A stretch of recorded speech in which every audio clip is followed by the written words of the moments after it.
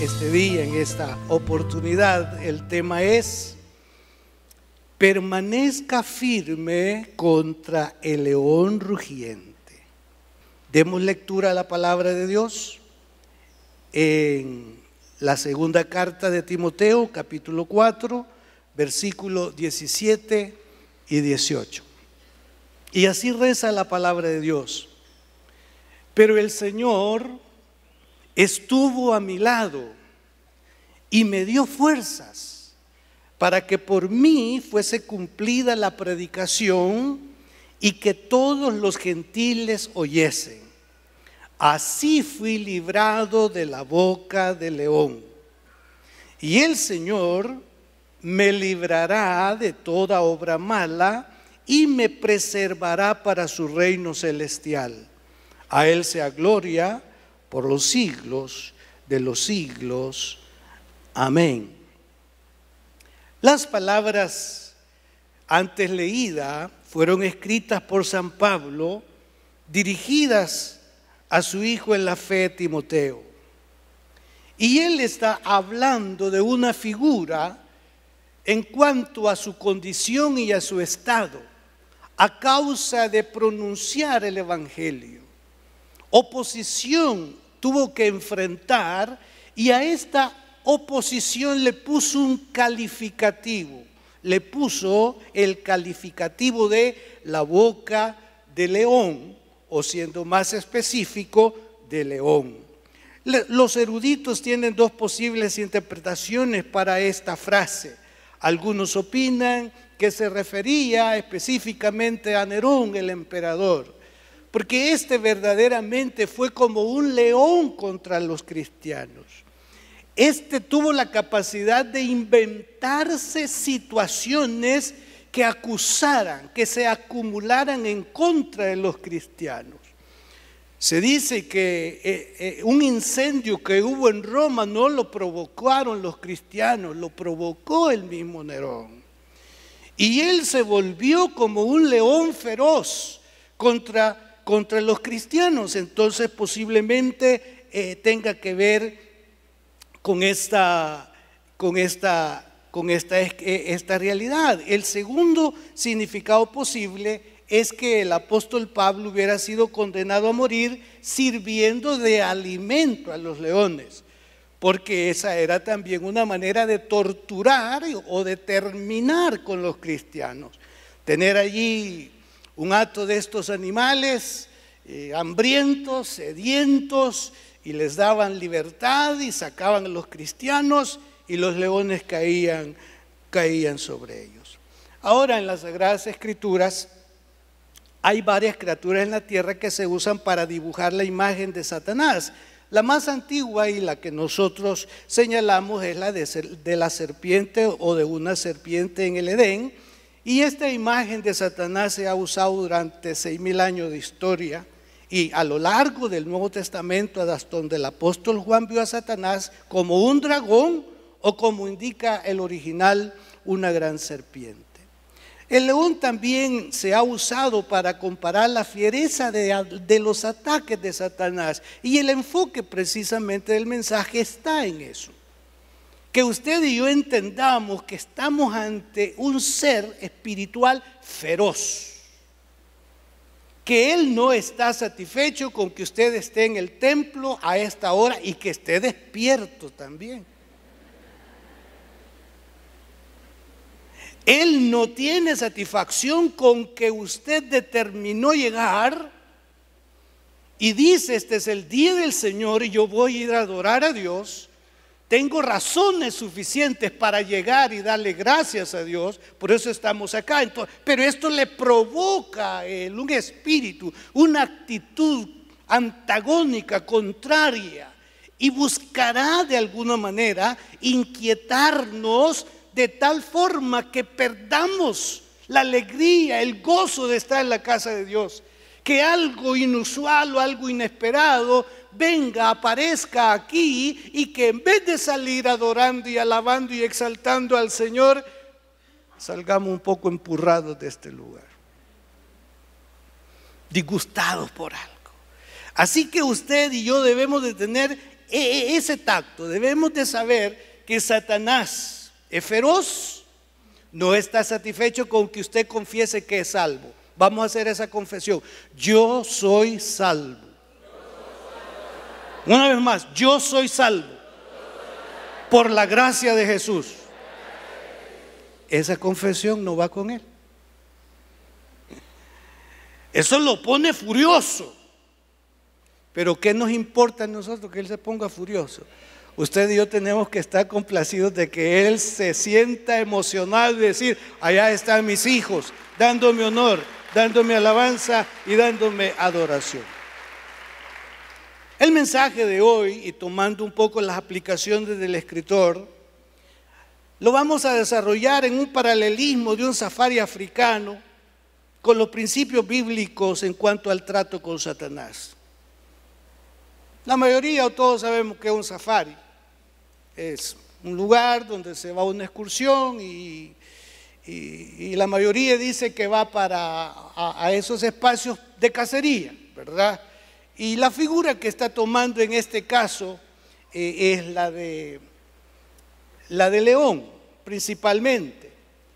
Y el enfoque comienza con la historia que le cuenta un visitante, un turista, cristiano por cierto, de algunos consejos que les dieron a fin de estar protegidos y seguros de que leones no hicieran daño a ninguno de ellos. Y esos principios son los que vamos a presentar. El primer principio, el primer consejo que les dieron a los turistas y que se nos da a nosotros a través del mensaje es permanecer en grupo. Les dijeron: permanezcan juntos y no se separen. Vamos todos a visitar tal o cual espacio, vamos a estar en tal sector. Asegúrense de que andan juntos, de que están en grupo. Entonces de aquí viene la idea que hay una protección mayor cuando hay un grupo grande de personas que cuando hay una persona sola. Una golondrina, una sola, ¿verdad? ¿Qué dice? No hace verano. Esta es una de las realidades en la vida, en la comunidad de una iglesia. El valor de agruparnos. No es lo mismo estar juntos enfrentando al maligno y haciendo el trabajo de Dios en grupo que disperso. Cuando hay unidad hay mayor éxito que cuando alguien allá está haciendo el trabajo y todavía viene y nos dice: yo estoy sirviéndole al Señor, pastor, aunque ustedes no lo vean. Es una mala actitud. Hace tiempo los jóvenes dirían: es mala onda eso. Es una mala actitud. Esa es una arrogancia espiritual. Y en un momento, cuando nos vemos en un ataque más fuerte, más violento, empezamos a sentir la soledad y empezamos a añorar a tal o cual que esté con nosotros en ese momento, lo cual no es malo estar pensándolo, pero es importante. Entonces la aplicación espiritual es que hay un aumento de autoridad espiritual cuando las personas se juntan. Cristo Jesús no envió a sus discípulos, sino que siempre les enviaba de dos en dos, es decir, no los envió individualmente, sino los envió de dos en dos. San Lucas 10:1 dice: después de estas cosas, designó el Señor también a otros 70, a quienes envió de dos en dos, delante de él, a toda ciudad y lugar donde él había de ir. Y el sabio Salomón escribió: mejores son dos que uno, porque tienen mejor paga de su trabajo. Porque si cayeren, el uno levantará a su compañero, pero hay del solo que cuando cayere no habrá segundo que lo levante. Entonces, cuando permanecemos juntos como una unidad, podemos cubrirnos las espaldas para que nos ataquen por el lado ciego. Puede que el adversario tenga ciertas limitaciones en sus planes, como en el caso de Job, cuando Dios le dice, bueno, quítale, pero no toque su cuerpo, pero este se extralimitó. Y aquí es donde se conoce el valor de no estar solo, porque Satanás, Dios le pone, digamos, límites y él se excede en un momento, y ese exceso es donde necesitamos la compañía de algún otro, de los nuestros, no de un cualquiera, sino de los nuestros, no de un desconocido, sino de los nuestros, que pueda entender cabalmente que estamos en una batalla espiritual. Jesús dijo que éste vino a robar, a matar y a destruir. La iglesia primitiva es el mejor de los ejemplos de agrupación que debemos de imitar. Una iglesia organizada, una iglesia estructurada, una iglesia con propósito, una iglesia que había llegado a entender exactamente el plan y el propósito santo. Cuando Pedro está en la cárcel, ¿qué estaba haciendo la iglesia? La iglesia estaba reunida orando por la liberación de Pedro. Ahí estaba la iglesia. Y usted lee el libro de los Hechos en los primeros capítulos y va a ver a la iglesia en reunión, en reunión, en reunión, al punto que dice Lucas, todos los días en el templo y por las casas comían juntos, compartían juntos. Oiga bien eso, comían juntos, oraban juntos, andaban juntos. ¿Y usted con quién anda? ¿Dónde permanece usted? ¿Qué fruto está dando? Yo entiendo, hermanos, y eso es como algo común o natural en muchos de nosotros, que cuando viene la aflicción es cuando buscamos a los santos del templo cristiano. Mientras no hay preocupación, pues hermanos, los del templo cristiano deben de estar quietos, reposando. Pero cuando hay problema, empezamos y activamos a los hermanos, a los santos del templo cristiano. Hermanos, ese fue el primer consejo. Cuando ustedes estén en este viaje, cuando ustedes estén en este tour, permanezcan juntos. Dígale al que tiene la par, permanezcamos juntos. No se oyó, hermano. En segundo lugar, les dijeron no hacer movimientos bruscos. No hacer movimientos bruscos. Si se encuentran con un león, no hagan ningún movimiento brusco. Porque cualquier movimiento brusco solo atraería la atención hacia esa persona. Están en grupo, viene el león, no hagan movimientos bruscos.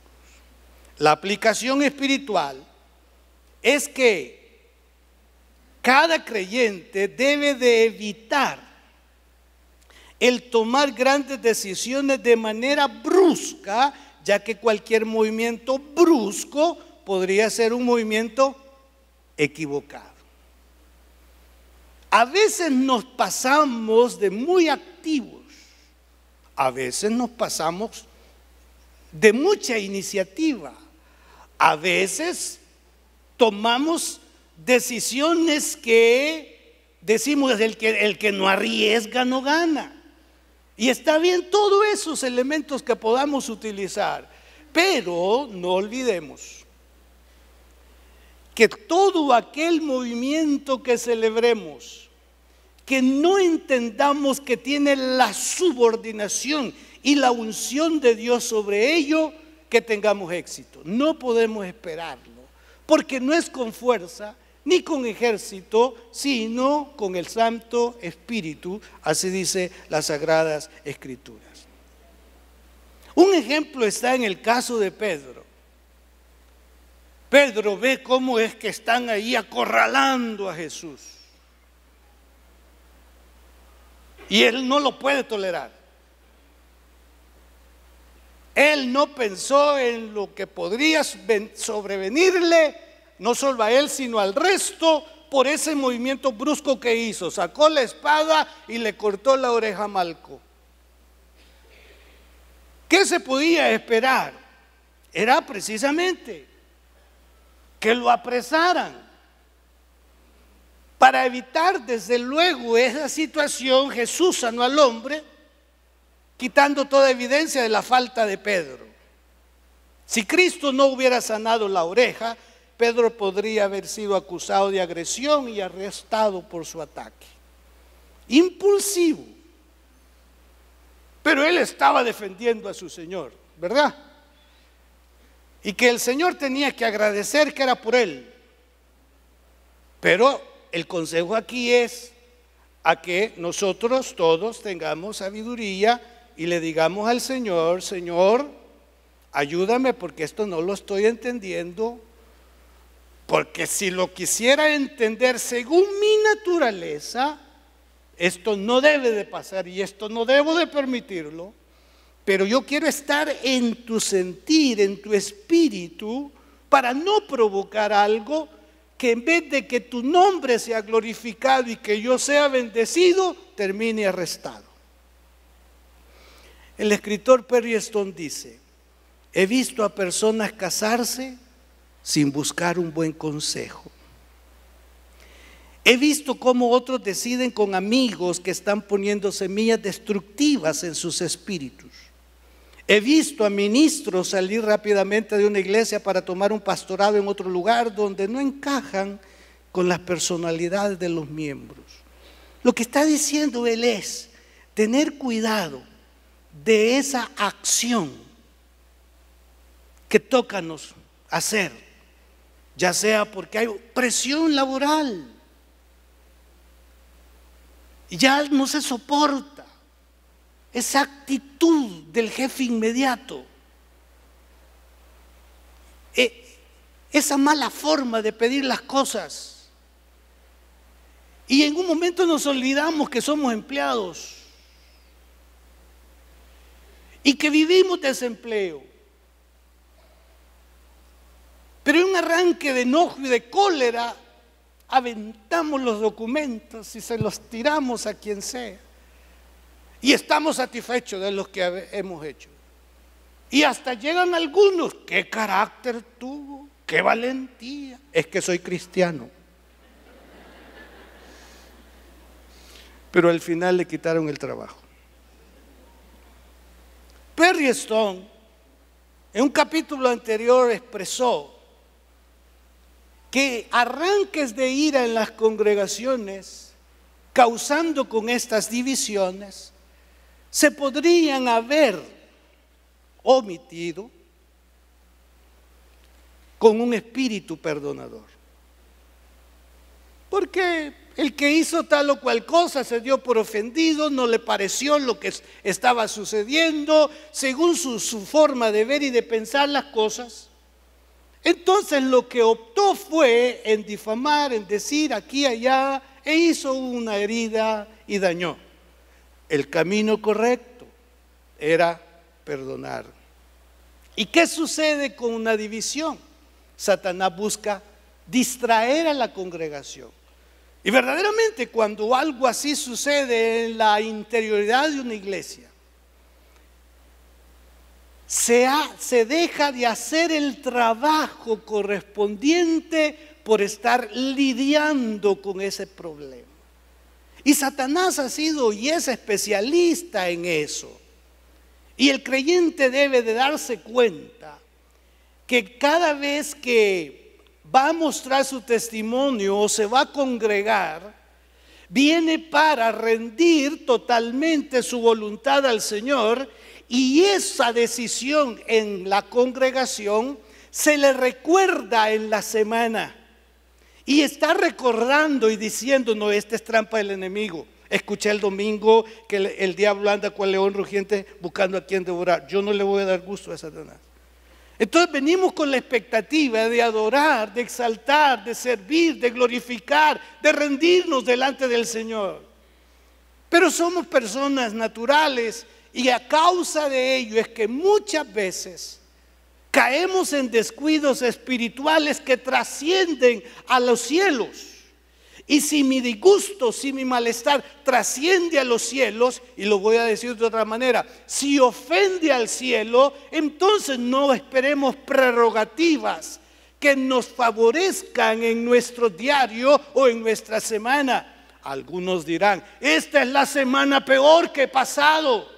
¿A quién vamos a responsabilizar? De alguna manera tendríamos que escudriñarnos nosotros cuál ha sido nuestra actitud hacia las cosas espirituales correspondientes y señaladas en la palabra de Dios. Así que no olvide, le dijeron, hay que permanecer en grupo, no hay que hacer movimientos bruscos. En tercer lugar, si le hace frente, quedarse quieto mirando al león.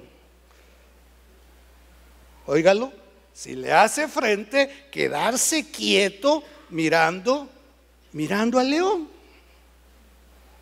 Porque alguna valentía, ¿verdad? Alguna experiencia quiere venir a contar a América, porque esto por lo general vamos a decir en África, y entonces quiere venir con los rasguños, ¿verdad? Quiere venir contando, nos dice, mire, si usted le hace frente, quédese quieto mirándolo. Ahora el apóstol Pedro dijo que debemos ser sobrios y velar. ¿Qué significa? En otras palabras, debemos estar alertas. Debemos de estar alertas. Hermanos, no sabemos qué trama el maligno de una manera general, familiar, personal. Pero debemos de estar alerta. Satanás aprovecha y aprovechará cualquier circunstancia, cualquier situación. Si es insignificante, él le dará significado. La magnificará extremadamente, buscando con ello reducir pasión hacia Dios, reducir amor hacia Dios, reducir servicio hacia Dios, reducir entrega hacia Dios. La Biblia no nos llama a estacionarnos en lo que ya sabemos y hacemos. La Biblia nos enseña a que seamos productivos para su reino. Y cuando estamos produciendo para su reino, Dios produce para nosotros. Y estando en la tierra necesitamos que Él produzca para nosotros, pero produzcamos primero para el reino.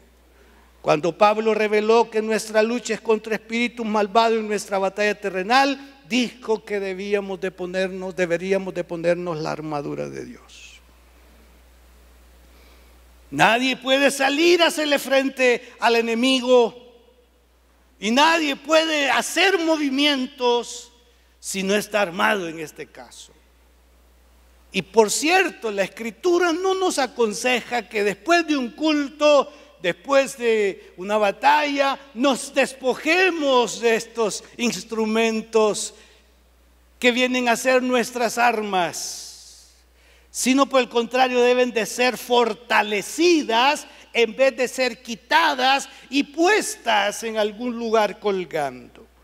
Así que la palabra resistir, cuando Pedro compara a Satanás con el león rugiente, significa estar en contra y en oposición. Pregunto a ustedes, ¿cuántos de ustedes están al servicio del diablo? Levanten la mano. Ay, Señor, ninguno, gloria a Dios. Eso significa que estamos en oposición contra Él. Amén. ¿Cuántos estamos en oposición contra Satanás? No se convenció, ¿verdad? Si usted es cristiano, Satanás es enemigo suyo.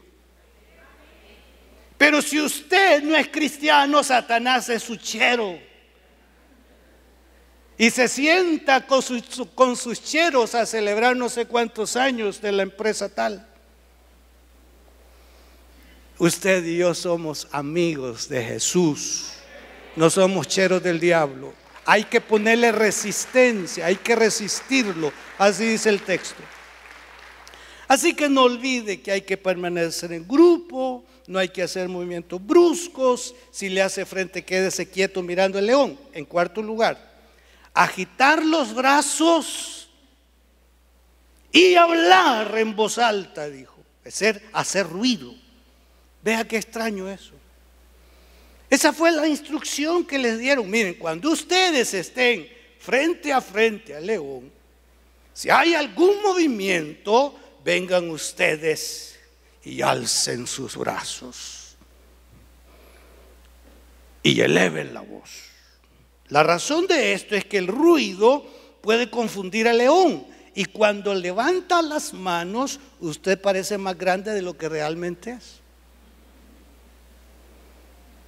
Un león macho adulto puede medir entre 1,40 y 2,30 metros de longitud, sin incluir su cola, la cual puede alcanzar una longitud de entre 68 y 100 centímetros. Entonces, si se atreven, entonces levanten sus manos, abran la boca y griten y hablen. ¿Cómo quedó el real? Si no están jugando, vos estás en otro tiempo.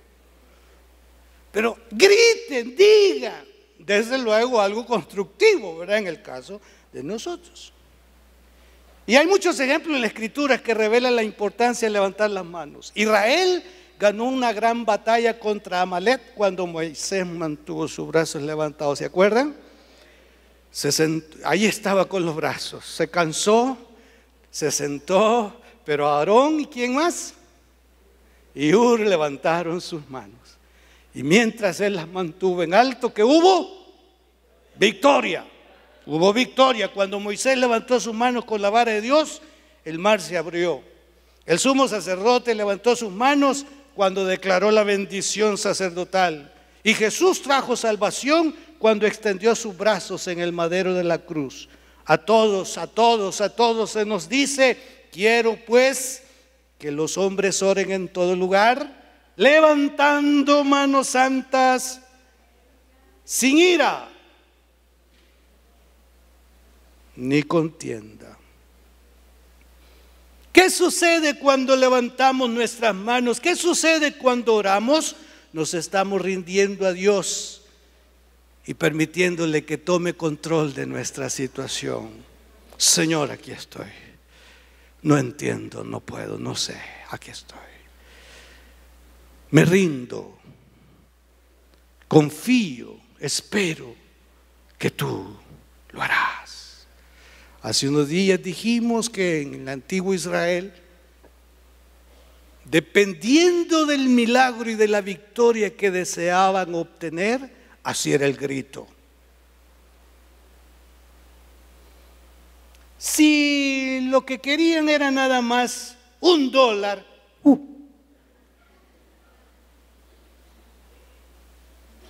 suficiente para $1. Que les dolía la cabeza, solo es un dolor de cabeza. Pero si era un milagro. Yo no sé cuál es el milagro que usted esté esperando. Dependiendo del milagro que usted esté esperando, quiero que dé un grito.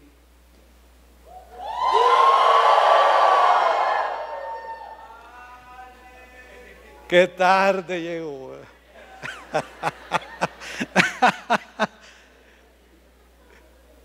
¿De qué tamaño es el milagro que está esperando?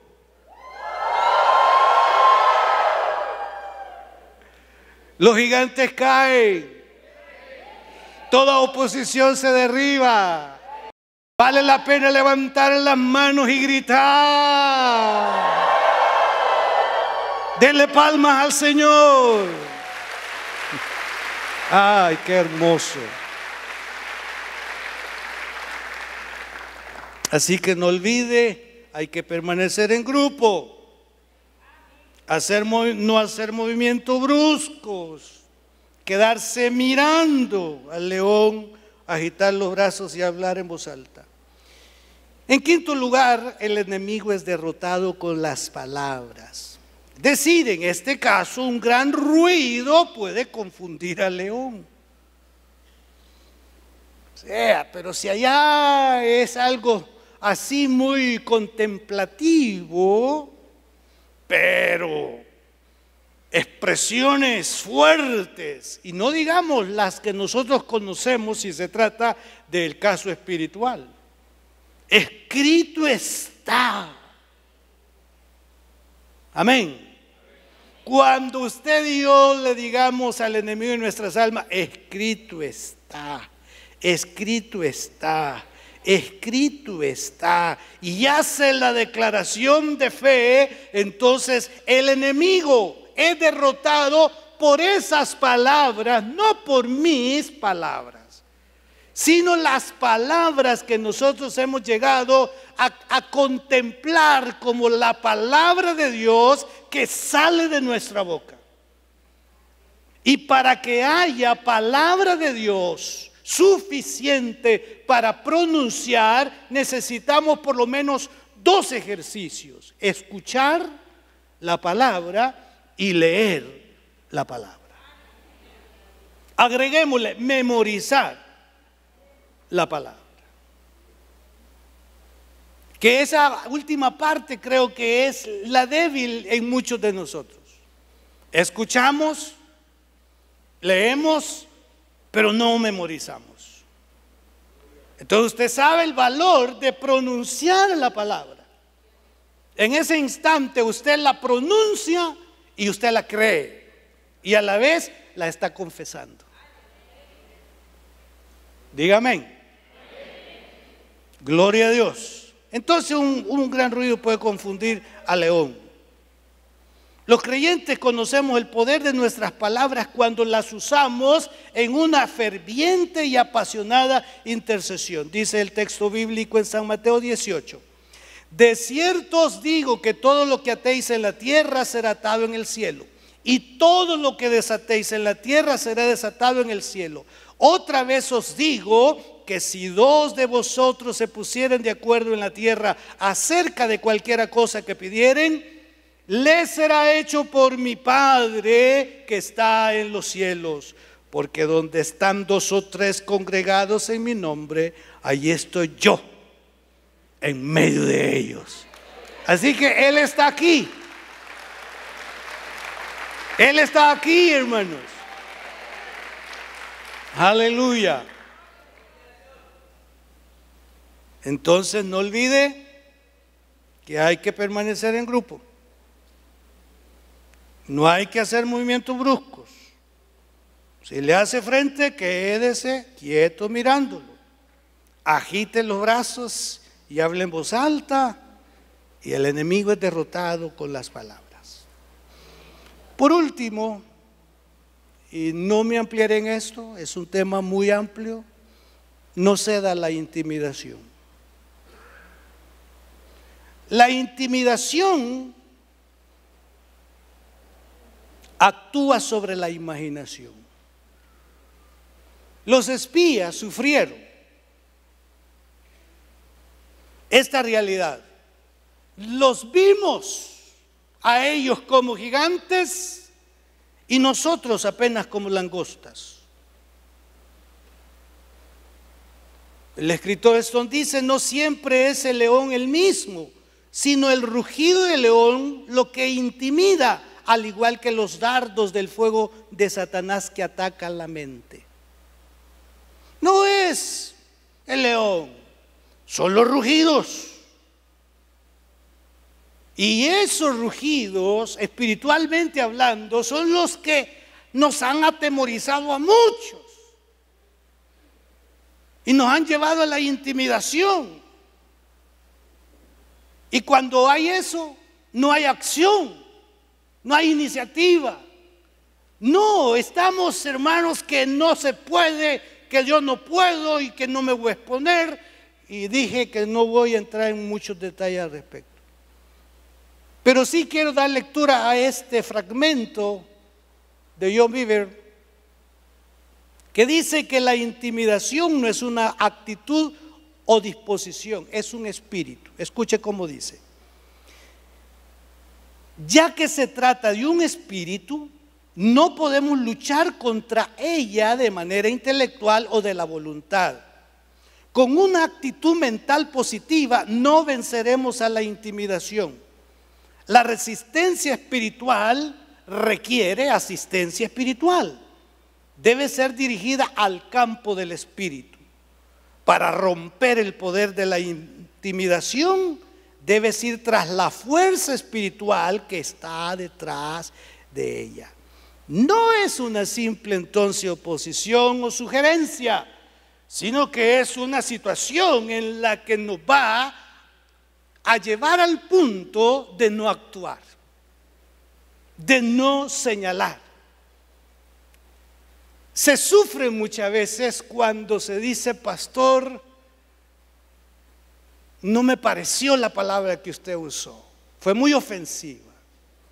Entonces el pastor en un momento cae en esa intimidación, que piensa y se rebusca en palabras, porque hay gente muy sensible que no se le puede hablar así, porque ya no va a volver, ya no va a regresar.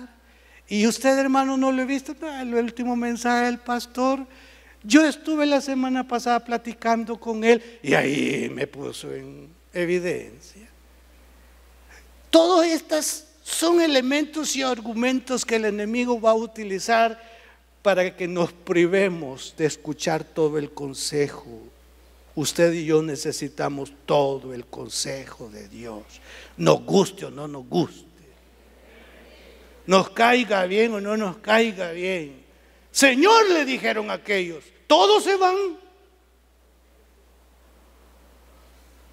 Y sigue: porque muy dura es tu palabra. Ante esa situación preguntó Jesús. ¿Cuál fue la pregunta de Jesús?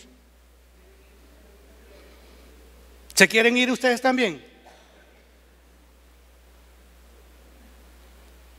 ¿Y qué dijo aquel? No.